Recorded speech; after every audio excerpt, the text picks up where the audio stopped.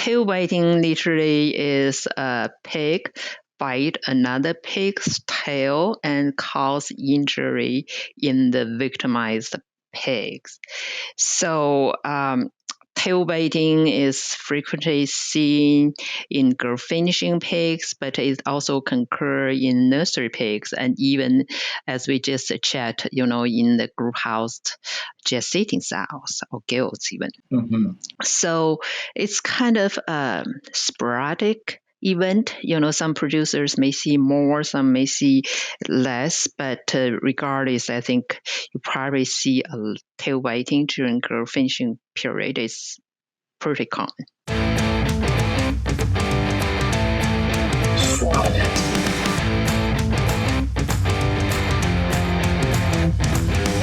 Well, hello everyone again. Welcome to another episode of the Swine podcast. I'm your host today, Trey Kellner, and today I'm joined by Dr. Li, a professor of animal science at the University of Minnesota. Good morning, Dr. Li. How are you? Good morning. I'm doing good. How about you? Doing good. Yeah, enjoying a beautiful Friday as we head into the fall. So, Dr. Li, why don't you introduce yourself to our audience? Sure. First of all, thank you for the invitation. I'm Yuzhi Li at the University of Minnesota Central Research Outreach Center located in Morris, Minnesota. I've been here over the last 19 years working on swine behavior, welfare, and also organic swine production. So, we are going to talk about tail biting research today. I've been working on tail biting over the past 10 years. So I really very excited to share what we learned here. Yeah, we were just chatting earlier that we could probably have a podcast series on your research and the different aspects, but specifically we're going to talk about tail biting and the grow finish pig. So for our audience, our audience has pork producers that deal with this every day to grad students that are just hearing about this for the first time, right? So Dr. Li, what is tail biting? How does it occur? And how often does it occur? Okay, so tail biting literally is a pig bite another pig's tail and cause injury in the victimized pigs. So tail biting is frequently seen in girl finishing pigs, but it also can occur in nursery pigs and even, as we just chat, in the group housed gestating sows or gilts even. Mm-hmm. So it's kind of a sporadic event. Some producers may see more, some may see less, but regardless, I think you probably see a tail biting during girl finishing period. It's pretty common. Yeah, awesome. So one thing that we wanted to touch base on is, one of the ways to prevent tail biting is tail docking. But that has to be done correctly, right? So talk about first in tail dock situations, how if it's not done correctly, if there's differences in tail length, or we missed one or two within a group, how detrimental that can be and cause that vice to occur more. Sure. So first of all, I think, talk about tail docking and versus tail biting. Basically, producers, especially in the U.S., we dock tail of pigs at birth to prevent tail biting. So if we do not dock the tails, tail biting probably will be very high. So in the herd with, when we dock the tails, you see probably 1 to 5% of pigs with tail damage caused by tail biting. If we do not dock the tail, you probably see 20 to 25% more, which means you probably see 25% or 30% of pigs with damaged tails. So you talk about properly docking the tail. I think in the U.S. we probably leave about a half-inch tail at birth, so dock the rest. So I don't think, the length of properly is really a problem as long as you, if you leave too long tail, it may be not that effective, but in general, tail docking is kind of way to prevent tail biting and maybe a kind of cheapest way. But the problem is tail docking causes pain regardless how long, and in pigs, and that's a welfare issue. So that's why in the European Union countries, tail docking has been banned since 2013, 10 years ago. But without tail docking, it's very hard to prevent tail biting. So that's why a lot of European countries, they cannot comply with the regulation. So I think currently, I should say, about 90%, even more than 90% pigs still docked at birth. And I think in the US, we probably see more than 98% pigs are docked at birth. So, without tail docking, it's very hard to prevent tail biting. When it comes to raising healthy, strong swine, the environment makes all the difference. Pancopia provides better environmental conditions for swine so that they can grow faster and more efficiently. Grow smarter, grow stronger, and watch your profits soar. Pancopia, the future of swine care starts here. Visit pancopia.com today to learn more. Yeah, so let's talk about our European colleagues for sure that don't have that ability to dock tails, and you spent a lot of focus of your research on trying to mitigate tail biting in those pigs that tails have not been docked. So, Dr. Li, what have you learned from your research to help in that scenario? Sure. So, I mean, if we cannot dock the tails, I hope we can still can, but we may not, If we cannot dock the tail pigs, tail biting is very hard to prevent, especially in the conventional production system in the US. And we did very first study to compare tail docking versus without docking. We house the pigs in the same barn, similar to the commercial condition in the US. And we want to see what's the difference between, docked versus undocked pigs in terms of tail biting. What we found was we saw 5% of pigs among the docked pigs had injury tails, which means 5% were tail bitten. But in the other group with pigs without tail docking, we see 30% pigs with damaged tail. So it's really reflects, what people find in Europe. If we do not dock the tail, you probably see 25% more. In our case, we see 25% more pigs with tail injuries. So what do we do in terms of research to prevent tail biting without docking? It's very hard, I should say, especially in the conventional system. So the best thing, European countries also found the same thing. If you could provide a bedding and with a lot of space, and that's what we found too. I also do organic swine production. So just recently, we just finished a study. We house finching pigs in the whole barn, bedded with straw, and give them a lot of space. In our case, we gave them 25 square feet per pig, and we didn't see any tail. Of course, we didn't dock the tail. We didn't see any pig with tail damage among the 500 pigs we used for the study until market weight. But I know, straw bedding is not practical for the conventional production system in the US. So what you do without, if you couldn't provide bedding, I think in our case, we try to figure out why the group size is an issue, because in the US we have a larger group size, which means we house 25, 30, even 50 pigs per pen. And if you go to Europe, they have smaller pen size. And people usually say some research say if you house pigs in a smaller group size, which means 10 pigs or less in the pen versus 30 pigs in the pen, you probably see fewer pigs got tail bitten, just because if you have a tail biter in a larger pen, that biter can bite more pigs, right? And other pigs can learn from the biter and, start biting each other.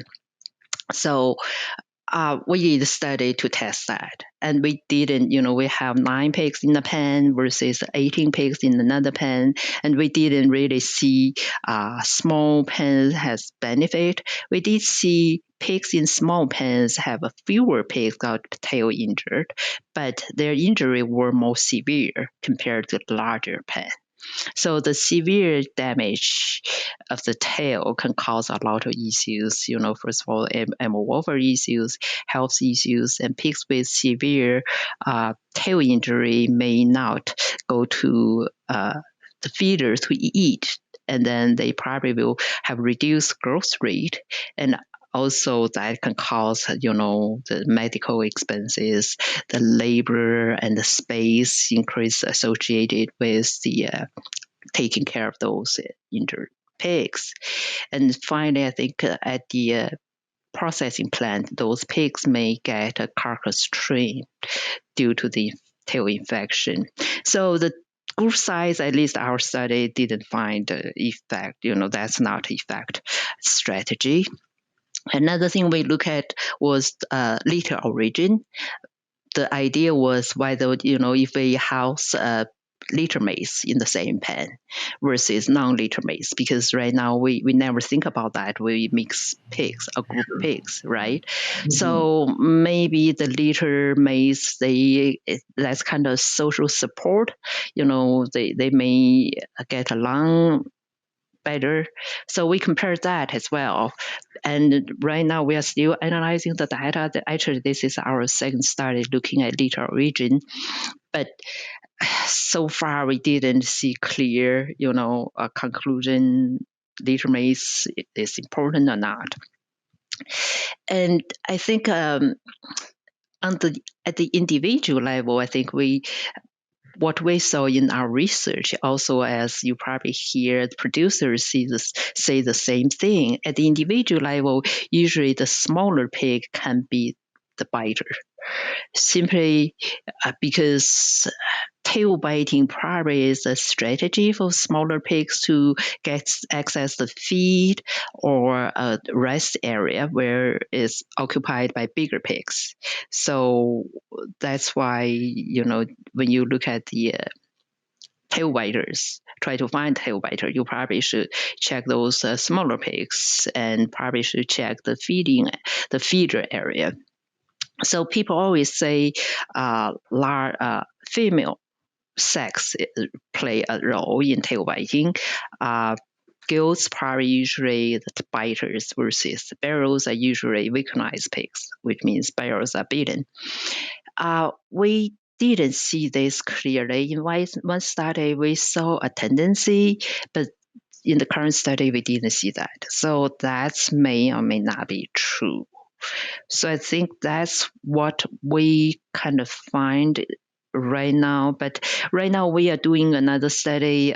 We use computer vision to track individual pigs 24/7.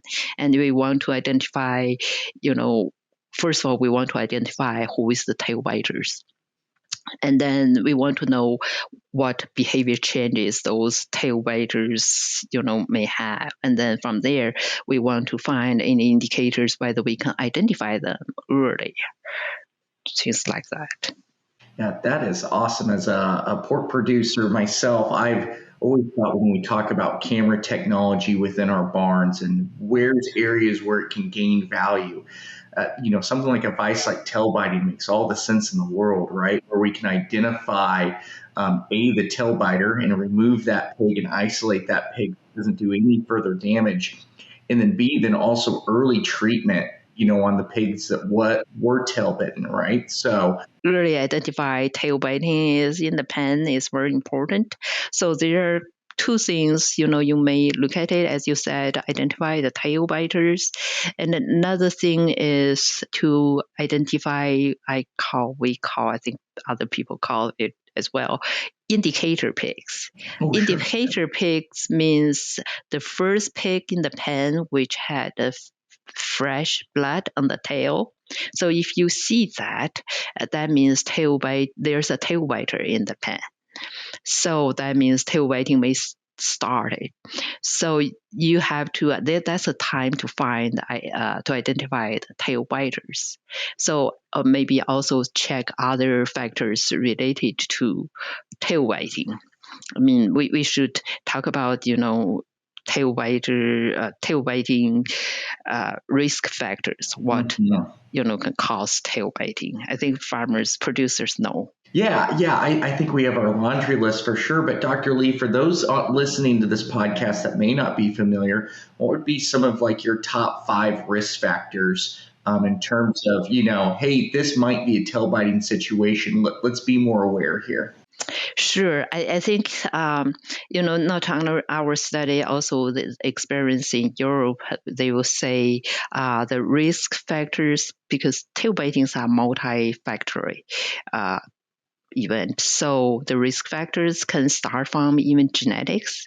The modern genetics with fast lean growth can likely develop tail biting, and the herd health. If the herd health is compromised, you'll probably see more tail biting.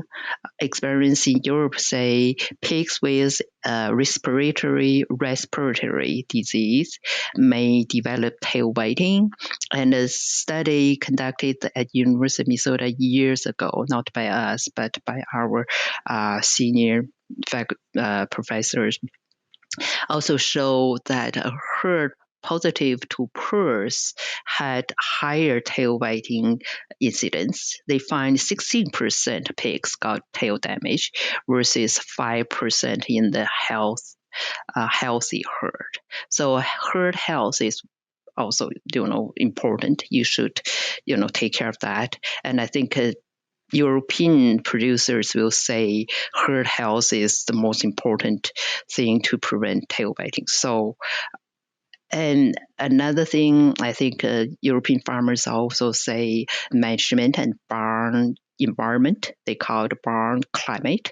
So make sure the temperature, thermal environment, air quality, overcrowding, the feeding, not especially not overcrowding at feeders, or do not prevent feed outage, that kind of thing. So just do the regular, the right thing. I think that's maybe, genetics, herd health, and environment and management. I think I would say, besides those things, I think we talk about early identification, identify the event early and either remove the tail biter if we could. And if you find a tail biting started, properly stopping it is also important. And by stopping it, I think identify tail biter is the major thing, the key thing. Early stage, it may be possible. And we talk about small pigs, feeding area, whatever. And also, Europeans' experience is providing some enrichment. I'm not sure, what kind of enrichment we could use. There's some kind of enrichment in the U.S., but the effectiveness of it is the enrichment need to be further confirmed or tested even. So finally, maybe removing the victimized pigs. I think that's the last thing to do when the welfare of the victimized pigs is compromised. Then you should. And our study showed that 20% of victimized pigs, if they were only victimized once by tail biting, they probably can get recovered without any intervention. So you don't have to remove the pigs right away.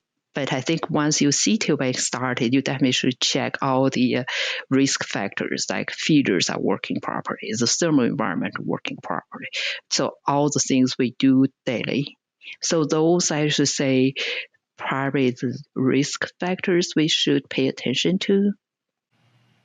Yeah, I 100% agree with our experience as well, Dr. Li. So you talked a little bit about enrichment, right? So I want to talk about strategies once maybe tail biting has occurred, right? So once we do have a couple tail biters, et cetera, I'm sure you've heard from producers about a million different things that have been tried, right? So you're talking about enrichment, such as like, bowling balls or salt blocks in the pen or logs, straw, to feeding higher levels of lysine or salt or magox, et cetera. So Dr. Li, and everything that you've seen and everything that you've researched, if there's pork producers or growers or caretakers that are listening to this podcast saying, hey, what are some things that you think make the most sense to try within the barn? What advice would you give them? That's a very tough question. We're still figuring out. First of all, I should say, pay attention, do the right thing in the barn and pay attention, the herd health, pay attention to pigs and, try to find any pigs that not doing right. And, they talk about the herd health lameness. We see lameness pigs, lame pigs in the barn. So once lame pigs in the barn, present, they probably can get tail beaten. So all the right things, because tail biting is really, sometimes you feel like you did everything correct, but tail biting happened. Sometimes you feel like you didn't care too much, but there's no tail biting. So I would say, if you see a lot of tail biting in your herd, I think the herd health should be checked, and also maybe genetics. See whether your genetics is kind of vulnerable to tail biting. So really, there's no silver bullet here. So I should say, just do the right thing. So in terms of strategy, farmers or producers usually think herd health management and barn environment more important. This is the European experience, because they are forced to give up tail docking, and that's their experience. They feel those three things are more important.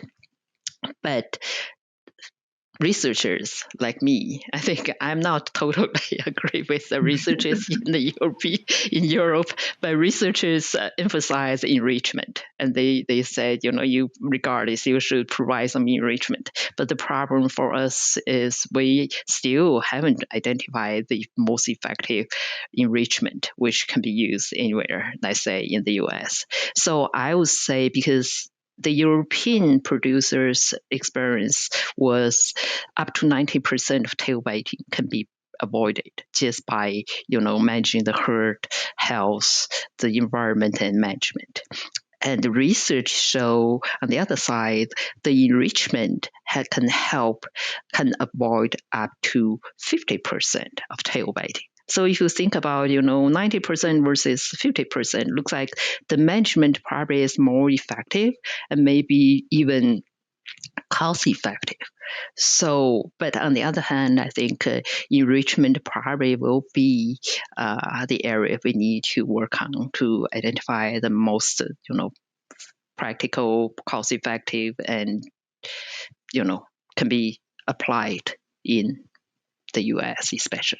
Yeah.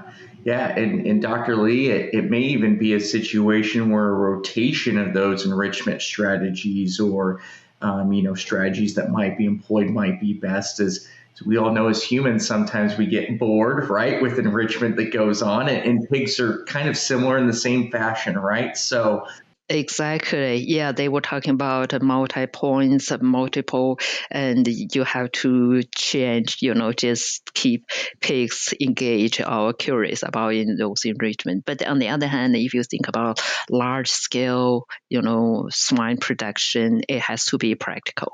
You have to think how to, manage and how much time you need to, spend on those things. And well, first of all, thanks for your work on this. As a pork producer and as a nutritionist, right? We work on this every day, and it's something that is on the top of our minds in terms of first animal welfare. Second, then sustainability, right? We're putting a lot of costs and feed into a pig that may not make it to market. And then third, we're trying to get, more pigs to market to increase profitability of each group, right? So efforts on this are extremely valuable, and thank you for your work in this area. I appreciate it. So with that, Dr. Li, do you have any take-home messages or a quick summary of our discussion for us before we get into some questions so we can get to know you better? Sure. I think, animal welfare, just as you said, nutrition, welfare, sustainability, that's probably, is important to producers and also for producers to get the social license. Mm-hmm. And, what's happening in Europe usually eventually will come here. I hope it will not, but I think it will. And so that's why we want to prepare our producers for the future potential regulation, and tail docking definitely is on the list. So I think my take home message for producers for this session, when we talk about tail biting without tail docking, first of all, just we need to do the right thing as we do every day, but we need to do harder properly, just as I said, her health and management environment, and even probably looking at the genetics. I think that's something down the road we may look at, because the lean growth is not everything. So we have to think about other things. And the second thing, if pig, I think if there's tail biting, I think without tail docking, tail biting probably is not preventable at all. We just try to minimize. Mm-hmm. So address all the risk factors. We said early identification, which means we need more observation, closely observation, early identify, and try to stop as soon as possible. So those are my take-home message. And I think from a research perspective, we really want to, see the heritability of tail biting, the working with genetic company. That's something I'm interested and will be working on it. And also we probably should identify what's the best enrichment for pigs, especially for, the enrichment we can use in the US in our conventional systems. No, awesome. Thank you for that. It's time for our famous three. Eastman serves veterinarians and nutritionists in agrochemical and animal health industries by helping them select, evaluate, and implement innovative nutritional programs. Eastman works with your team to customize your gut health approach in feed and water. Eastman's approach addresses nutritional and bacterial challenges and finds new ingredient preservation and hygiene solutions. Explore ways to accelerate and innovate your programs. Contact the Animal Nutrition Team at eastman.com. All right, so kind of 4 final questions to end on this note. I always think it's great for our listeners to get to know our guests a little bit better. So, Dr. Li, what's your favorite part about fall in Minnesota? Right. I enjoy the color in Minnesota. The fall color is really beautiful, especially, we have 10,000 lakes in Minnesota, and especially you go to the lake area and see the color by the lake. Oh, that's beautiful. I think everyone should come to Minnesota at least once in your lifetime during the fall season. That's the the most beautiful season in Minnesota. Yeah, so I go out and just go to the lake area, see the colors. Yes, I grew up in western Kansas where there's a tree about maybe every hour and a half, about every 100 miles. So yeah, Minnesota in the fall is gorgeous. Exactly. Second question, what's the biggest hurdle that you overcame in your career that you're the most proud of? Oh, I grew up in the big city. I was born and grown up in the big city back in China, and I didn't know agriculture or animal science or farming at all before I entered agricultural college, study animal science. So I think the biggest hurdle is I learned a lot from working on the farm with producers, especially, and I'm proud of that because that helped me to shape my research focus. So whenever I do research, I think about how farmers will use it or look at it. So I think that's the biggest thing. Yeah, that's awesome. If you had 1 minute to talk to a new faculty member, what advice would you give him or her? Sure. I think the first thing is to understand the industry. In animal science, you need to, gain some experience by working with producers if you could. And be a good observer and listener. Listen to producers and maybe your peers and make judgment based on fact rather than others' opinions, and get feedback from others when your opinion or whatever you communicate your opinion with others and get their feedback, and don't feel bad whenever others' opinions are different from you. I think you probably learn a lot when others' opinions are different from you. So. Yeah, thanks for sharing. Those are great words of wisdom. Not only if you're a new faculty member, but just in general, if you're starting at a new job or you're starting your new career, whatever it may be, or if you're an old dog trying to learn new tricks, right? I think that's great advice. All right, last question, Dr. Li, in this podcast. And do you have a favorite fall recipe that may include pork that you like to prepare or anything like that? I eat a lot of pork, I think, every week, every day, maybe. So pork ribs, that's my favorite. Oh, yeah. And all my friends like it. So basically, I use the Instant Pot, just put the ribs in and put some spice, pepper, Chinese spice, and put some soya sauce and cooking wine, salt, and garlic, and the ginger, green onion, and then that's it. Oh, that sounds amazing. Yeah. You should try it. Yes, I will do that here when I go home for lunch. How long do you cook it for? I think the instant cook will tell you.